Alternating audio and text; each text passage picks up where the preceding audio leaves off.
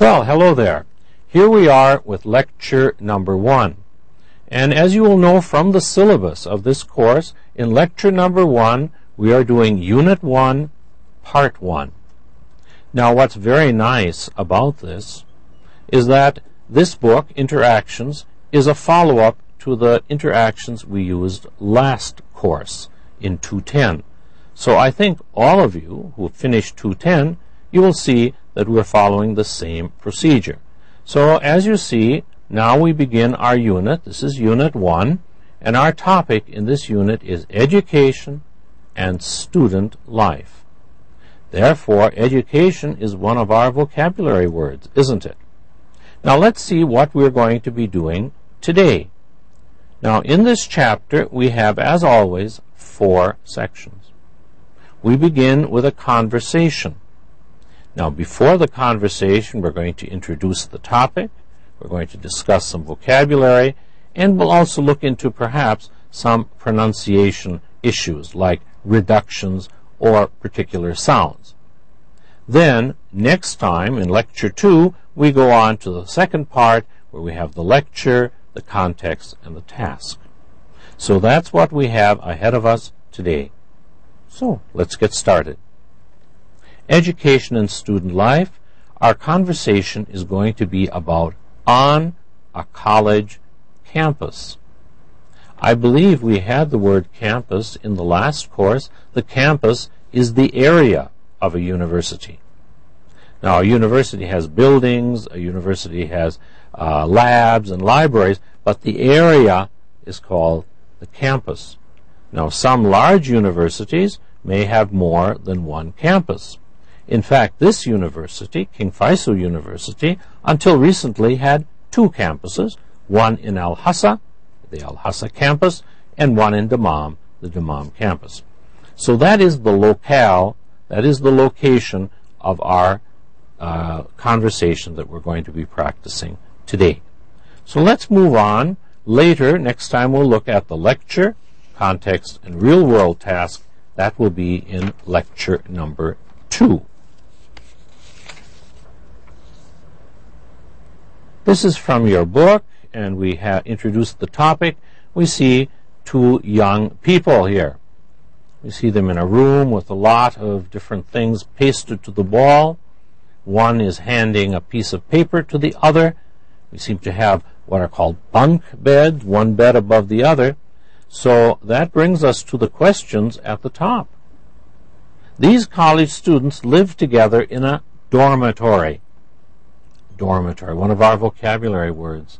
The place where students live, student housing, is called dormitory. Some of you may know another word for this, a hostel, which is a more British term. This is more the American term. So please, another one of your vocabulary words. And we have the question, what do you see in the photo? Well, let's see what we have there. Well, we have 2 young students, happy and of course, interested, as students should be, and one of them sitting at a desk, the other lying above at the top bunk of the bed, and they're exchanging some information. Many times in dormitories, students live together, 2 or 3 in the same room or the same apartment. And so we see a lot of memorabilia there on the wall, photos and pictures. When you're a student, you like to remember home, huh? Probably those are pictures of family and friends and nice places that have been visited. The next question is, what is good about living like this? Well, you have to tell me, but from my opinion, I think they expect you to talk about how, as students, if they live together, they can exchange their experiences, they have somebody to talk to if they have a problem. There's always a danger students living alone when they go off because they may get lonely. So at least you have company. The next question, what is bad? Well, people are people, and maybe you don't like some things about your roommate. Maybe she stays up too late at night, or perhaps she doesn't close the door properly. It's always difficult living with people. So That's the bad side. Good and bad. Now, next question, how and where do university students you know live? Well, you can only tell me that, and so I have to guess what you would tell me. Many of them here in Saudi Arabia live at home. Some of them rent an apartment, and some, if they're lucky, have college or university housing. So, different possibilities. So, this is about living at the university, and this is a transition to our conversation. Our conversation is between these two persons. The person on the right is a foreign student named Mari. Mari is from Japan. And the other person that she meets, as we'll hear in the conversation, is a teacher at the college, and her name is Nancy. And so that's what we're going to be hearing in the conversation. Now, let's read what we have above. In the following conversation, an international student meets an American teacher at a college campus. And that's what we're going to hear about. Now, please notice an important culture note at the bottom of your page. This is about the terms colleges and universities. Now, this book is an American book, so about colleges and universities in the U.S. In the United States, the words college and university can both refer to a 4-year school after high school, one that gives academic degrees. And that's how we understand it here with King Faisal University, or if you know King Abdulaziz University. These are colleges within a university. University has many colleges. It is, however, possible for a college to refer to a 2-year school, one where you don't get a 4-year degree and you take basic courses. So the word college, sometimes you have a college that's separate, like a teacher's college, or you have a university with many colleges. And please notice a vocabulary word here, degree. Degree means the level, a BA, a bachelor's, MA, a master's. These are all degrees. And so when you go to a university or college, of course, your aim is to finish with a degree. In the case of the present college, you're talking about a bachelor's degree, and usually we use the abbreviation a BA, or if it's a master's, an MA. We'll look at that later. That will come up. All right, let's move now to our pre-listening questions.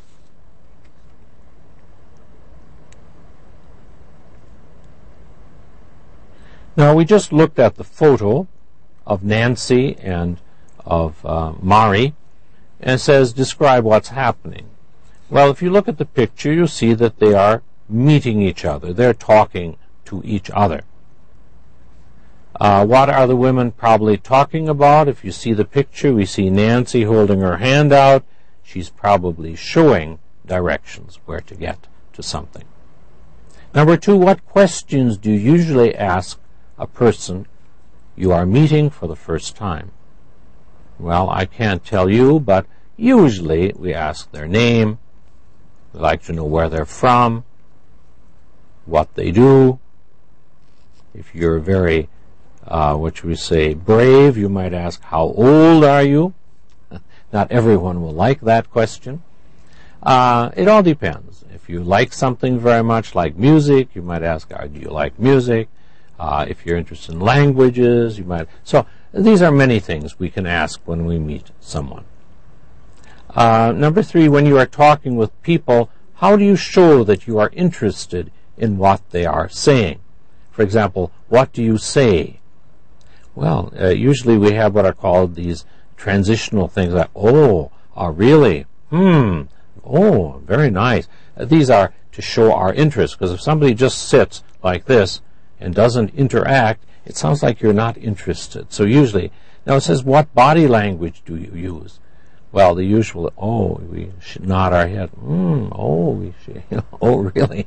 Yeah, so this is all part of communication, isn't it? Not necessarily language in the normal sense, but that's part of communicating.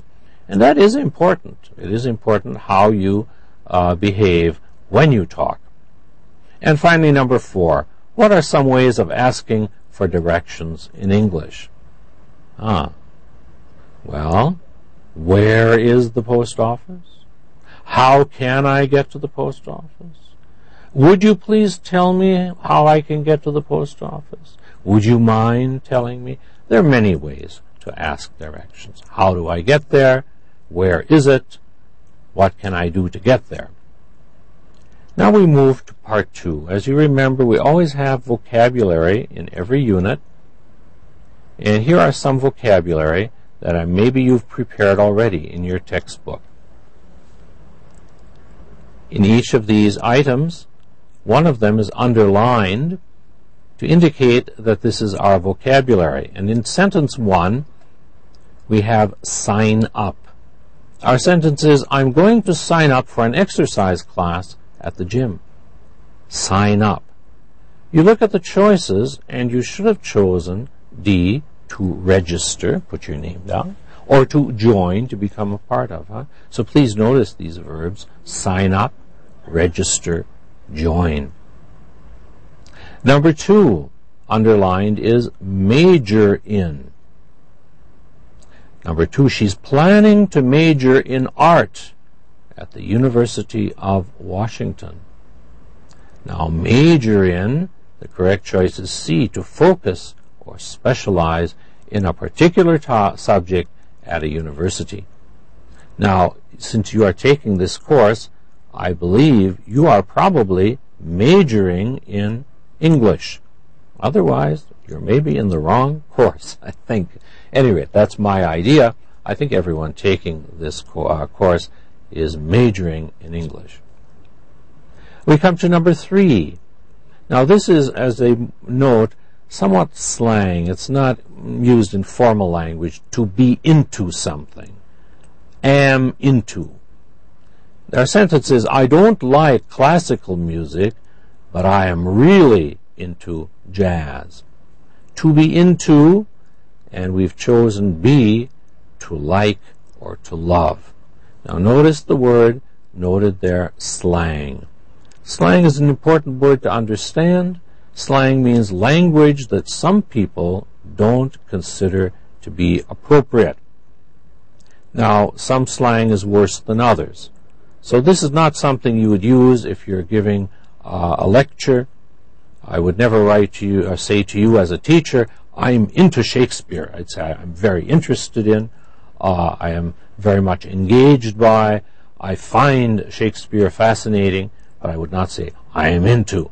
This is a bit slang, very informal. So please note this word, slang. And finally, number 4, our underlined term is to get ahead. Now, get ahead, we've chosen here A. You have to get a good education if you want to get ahead in life. So in this context, get ahead means to succeed. This we call an idiom because it has a special meaning. It doesn't mean literally. If you say get ahead, for example, if I'm in a line waiting, I could say to get ahead. But here it means to succeed in a more general sense. So we say this is an idiomatic use of get ahead. And our final sentence, we have underlined a very important word for us to discuss. And this is the word career. The sentence is, she has a successful career as a fashion designer.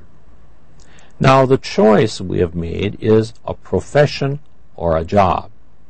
But I want to make very clear to you there's a bit of a difference between profession, job, and career. A job is anything you do for money. Sometimes we need money. We do something we don't even like, and this might be a job. A profession is usually something requiring background, like to be a teacher, to be a lawyer, to be a doctor. You need, and so we call that a profession. We would probably never call someone who works in McDonald's that we would say he has a profession, unless he's the manager. Now, what about career? Career indicates over a long period of time. And so, if you do something for 2 or 3 years, that's not a career. A career is almost like a lifetime commitment. And so some of you may look forward to a career in business, some of you in teaching, some of you perhaps in art, all of these, but it implies you do it through the extent of most of your life. I can tell you at my advanced age that I have very much enjoyed my career in teaching. I really don't regret it at all. So if you're thinking of teaching, I do suggest it. I do highly recommend it. Keeps you young, as you can see. All right. Enough of the personal references. All right. Now, you're going to now hear this conversation between Mari and Nancy. You'll have to pretend a bit, because I don't sound like Mari and I don't sound like Nancy. But I'm sure you have a lot of imagination and can do it. Now, here are the things you should be trying to hear. 1, where are they going and why? Who is Nancy and what does she do? Who is Mari? Where is she from? How did Mari learn to speak English? Why does Mari need to take an English course? And what does Mari want to major in? Now, you're going to hear the conversation. I'm going to turn this over to symbolize the fact that I want you to listen and not be reading. So now your concentration should be totally upon listening, because you're going to hear the conversation now and try to remember as much as you can so that you can answer those questions. Okay? Here we go. We start with Mari. Mari. Excuse me, could you tell me where Kimball Hall is? Nancy. Oh, you mean Campbell Hall. Mari. Oh, yeah, right.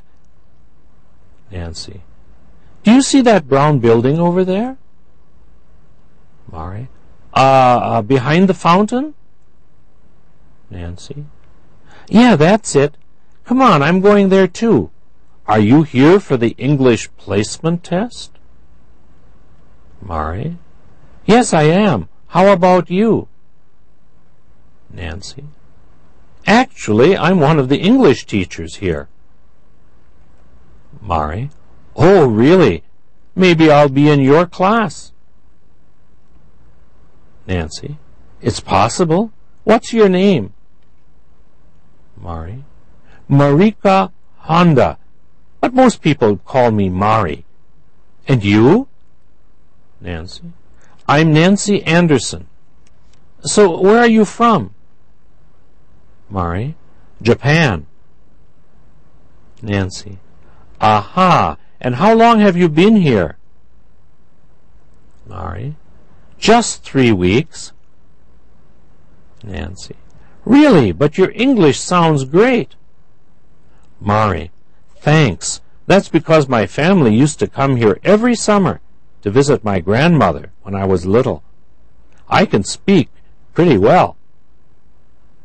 Nancy. Mari. But now I want to go to college here, so I need to improve my skills, especially writing. Yeah, so that's why I signed up for this English program. Nancy. I see. What do you want to major in? Mari. International business. My father has an import-export company, and he does a lot of business here in the States. Nancy. Oh, I see. Mari. And I also want to take art classes, because I'm really into art. Nancy. Art and business.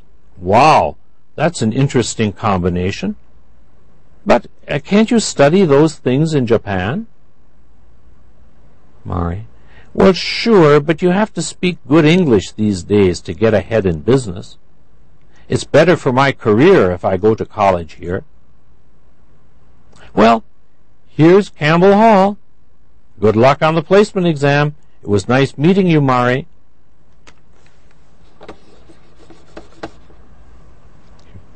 Sorry about that interruption. Thanks, you too. Nancy. See you later. Mari. Bye-bye. All right, sorry about that glitch there. But I think from listening, now you will be able to answer these questions, I hope. This is the type of thing you'll be doing in your homework and also in the exam. Where are the women going? Now, if you're choosing answers, restaurant, post office, Kimball Hall, service station, swimming pool, you'd of course use Campbell Hall. They're going to a placement test. And why? Well, they're going for the English exam. And placement is an important word for us. Placement means putting you at the right level. When you take an English course, they might place you as beginning, advanced beginning. This is placing you. The exam is a placement test, one of our vocabulary words. Number 2, who is Nancy?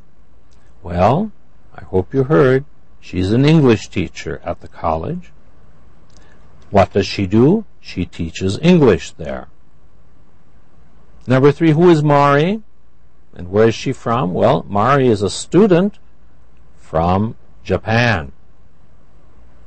How did Mari learn to speak English? I hope you heard that she came often to the United States when she was little because her grandmother lived there.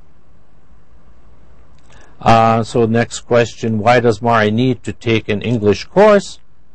Well, she wants to study in America. And what does Mari want to major in? International business. So that is our conversation, listening to it for general information. Now we move on to the aspect we call this intensive work, where we're now looking at this in detail. And I'm going to reintroduce the word stress. In spoken English, important words that carry information, such as nouns, verbs, and adjectives, are usually stressed. This means they are higher, louder, and spoken more clearly than other unstressed words. Stress is an important part of correct pronunciation. Listen to this example. We have 1, 2, 3, 4, 5, 6 words, but only 2 have stress. Listen. Good luck on the placement exam. You hear luck on the placement exam. Those are the words with stress. Now, your exercise here is to fill in according to what you hear. And we had the conversation, and we had excuse me. Could you tell me? Notice E-L-L. Be very careful. Tell. Nancy says, oh, you mean Campbell Hall. Now, I know this is a name. I will not test you on a name. But notice she said Kimball, and it should be Campbell. Mari, oh, yeah, right. Do you see that brown building? These should be rather, please notice, Mari says, behind the fountain. Notice the suffix A-I-N. We have many words like this, mountain, certain, fountain. Please remember the spelling. Yeah, that's it. Come on. I'm going there. We have the important word placement. Yes, I am. How about you? English teachers, your class. It's possible. Please notice P-O-S-S-I-B-L-E. What's your name? Mariko Honda, but most people. Be careful here. Many students confuse must, which is a verb, and most. So here, most, adjective. Nancy, I'm from Japan. How long have you been here? Now, we have to talk about something here. This past participle is pronounced differently by different people. Some people say, how long have you been here? How long have you been here? How long have you been here? All of them are correct, so please get used to any of these 3. 3 weeks. Your English sounds great, meaning very good. Please notice the spelling with E-A. Thanks, that's because my family used to come here. Now, English family usually means a group of people. Family, a man and a woman alone are not considered usually a family. A family usually has children in English, okay? And when I was little, and I can speak pretty well. I don't think any difficult words there. And then we come to the remainder of this close exercise. College, one of your important words. College, usually part of a university, also could be a small institution on its own. Writing with one T. English program. What do you want to major in? M-A-J-O-R, remember, specialize, to major. And she says international business. Please notice that this comes from the word busy with ness, but it has a special pronunciation. We don't say busyness, we say business. And he does a lot of, very much business. I also want to take art classes. I'm sure art in this case means painting and drawing, art, because I'm really into art, really into one of our vocabulary. But can't you study those things in Japan? She says, I have to speak good English these days. To get ahead in business, get ahead, remember, to succeed. It's better for my career if I go to college here, meaning in the States, because they speak in the United States. Nancy says, here's Campbell Hall, good luck. Good luck when you want to wish people a good result on something. Good luck on the placement exam. It was nice meeting you. All right, I hope you had no problems with those items. The next section is about reductions. Every unit we have reductions. In spoken English, words that are not stressed are often shortened or reduced. For example, we write, could you tell me where Campbell Hall is? But we say, could you tell me where Campbell Hall is? Now let me again tell you, this is in ordinary spoken English. If you are speaking in class, you're speaking to a group, speaking formally, you will say, could you? This is in rapid spoken informal English. But we do practice these reduced forms. They're a natural part of spoken English. They are not slang. However, reduced forms are not acceptable spellings in written English, and I'd like to add also in formal situations. So let's have a look now at some of the reductions that we are practicing in this unit. Please look at the top here. Could you tell me becomes, could you tell me where Campbell Hall is? Oh, you mean becomes, oh, you mean Campbell Hall? How about you comes, how about you? How about you? What's your name? What's your name? My family used to come here becomes used to come here. I want to go to college here becomes I want to go to college. What do you want to major in? What do you want to major in? You have to speak good English these days. You have to speak good English these days to get ahead in business, to get ahead in business.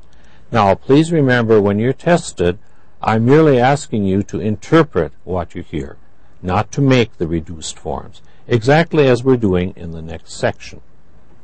You would hear, could you please help me, please?